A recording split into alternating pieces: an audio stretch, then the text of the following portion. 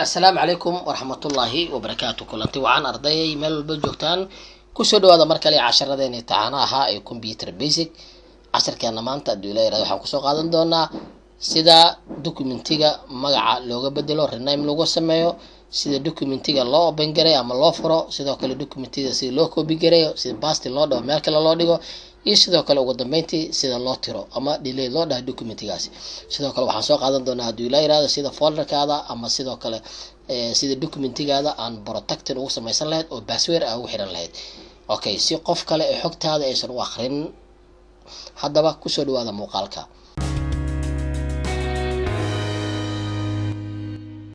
isoo noqod wanaagsan magacayga waa Cabdi Xuseen Cabdi Bulsho haddii ay tahay markii kugu horeysay halkan aan ugu soo booqatay ha iloobin inaad channelka subscribe saartid isla markaana gambaleelka afuratid sidoo kale u share garee saaxiibadaada si ay muuqaalkan ay u daawadaan waad mahadsantihiin marka ugu horeysa isbuuci hore casharka aan soo qaadanay oo ahaa testing aan ku qoranay ayaan raasanaynaa waxaan dhignay qaybta pictureska kadibna waa kana haddii aan rabo in aan magaca ka bedelo tusaale ahaan ama aan koobiyeeyo waxaan sameynayaa qaybtan ayaa dul tagaya kadibna right click ayaan leeyahay kadibna waxaan leeyahay copy markaan copy dhaho meel kale haddii aan tago oo kale oo aan kusoo basti kare karaa amaba halkan isla halkan ayaan right click dhigi karaa kadibna waxaan dhigi karaa basti ama isoo dhig kadibna wuxuu qaatay test copy okay sideen magaca uga bedelaa waxaan magaca uga bedeli karaa qaybtan ayaan dhigi karaa right click ayaan dhigi karaa kadibna waxaan dhahayaa qaybtan ay ku qoran tahay rename markaan rename dhaho waxaan dhigi karaa magac kale welcome ayaa ku qoran karaa oo testing waa ka bedelay kadibna meel banaan ayaa click ku dhigi karaa amaba ayada ayaa click ku dhigi karaa sidaas ayaana magacii aan uga bedelay okay haddaba sida haddii aan rabo inaan folderkan haddii aan rabo inaan tiro documentigaana si u tiraya sidoo kale meesha ayaa dul tagaysaa right click ayaa leedahay kadibna waxaa leedahay delete ayaa leedahay marka delete aad wuxuu ku weydiin doonaa amar ah marta shaygan inaad tirtid okay haddii aad rabtid marka inaad okay dhahdona yes aad dhahdo wuu tiri doonaa hadda no dhahdona waa ka laaban doonaa hadda no aan dhahno hadda ma la tirin laakiin hadda right click intaan dhaho kadibna aan dhaho delete kadibna aan dhaho yes ama okay kadibna waa la tiray okay sidoo kale waxaan rabaa hadda inaan documentigaygan in aan macnaha maxaa la jiray ku xiro log aan ku xiro ama aan xirta ayaan rabaa oo sideen u xiranayaa waan furayaa horta documentigayga marka qaabka oo furo laba qaybo waa ka soo sameyn karaa oo midda koobaad waxaan kusoo xiri karaa in uu akhristo kaliya ama waxaan kusoo xiri karaa oo soo waxba ka bedelin ama waxaan kusoo xiri karaa in maxaa la jiray documentigan marka uu furaayo inuu password weydiiyo okay waxaan rabaa marka password inuu weydiiyaan rabaa marka aan furaayo waxaan tagayaa documentigan oo halkan joogo qaybtan file ay ku qoran tahay kadibna meeshan waxaa ku qoran soo jeegtid protected documentigaada protect samay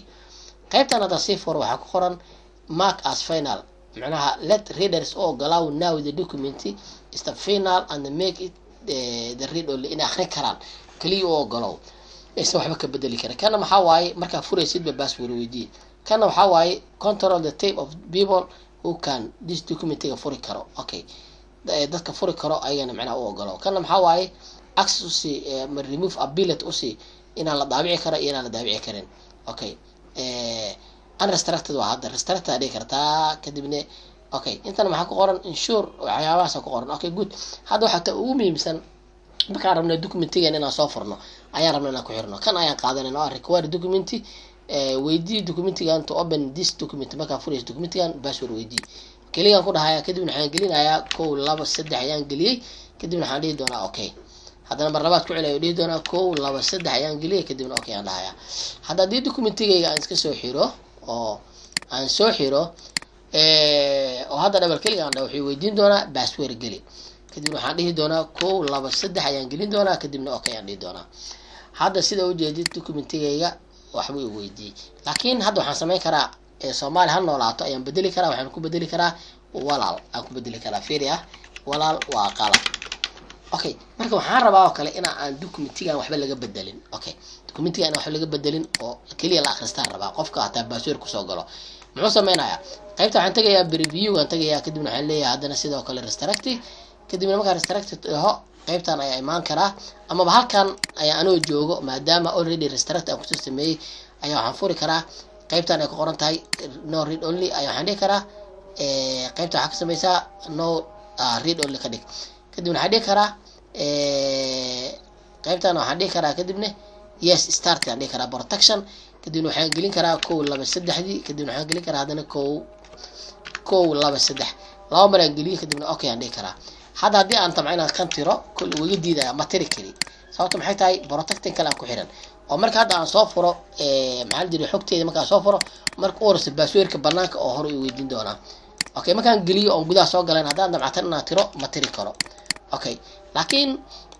qaabkaasna ayadana waa u sameyn karnaa haddii marka aan rabo inaan wax tiro sida oo qaada khaladkan ama waxyaabahan hadda aan oo qaada oo aan u tiri karaa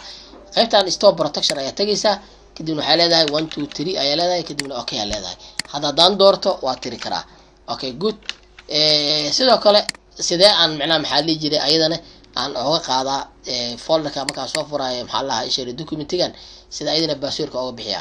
okay kolka hore soo gal passwordkaada geli 3 xaraf okay